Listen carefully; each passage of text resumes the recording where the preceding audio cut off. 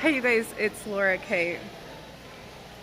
Hey, I had a think tank approach me and ask, hey Laura, where did you get all your intel and information? How did you find it? Like what you are presenting are facts and findings that other people don't have and that we don't have access to. So, I mean, as far as our country, if there's research, it may be censored. We're dealing with Marxism, and we're dealing with totalitarian government structures. And not that our whole government is that way, but there are pinnacle people who work for foreign nations that are creating that within our government. Pompeo has all the data on that. So if you have other questions on the government structure converging into totalitarianism and being targeted by a foreign terrorist, a foreign nation to implode us, Pompeo has all that research, so I don't have to go into that. How do I know that? I listened in on one of his meetings that he was presenting to the governors. So as far as my research, I do listen to stuff like that.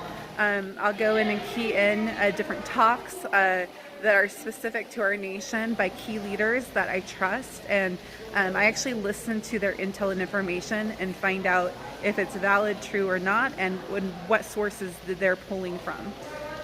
Because I know a lot of people in our government are paid off, and so I have to be really wary of like, okay, so this military appointed person, are they working for Jeff and Mackenzie Bezos on the side? I found that there is current military at bases that do that.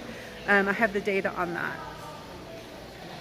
So the question was, what has it taken me to get the information? It's been like some days 18 hours of work a day. I've worked full time after I was drugged in 2020 at the election. I knew something was wrong. So about 6 weeks before the election, I was drugged really heavily.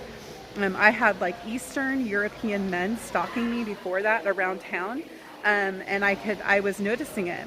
Just staring at me at, like, when I was eating at a food court from up above in Whole Foods, or I come out into a parking lot and there'd be two of them just staring at me and just waiting. And so they were kind of around town.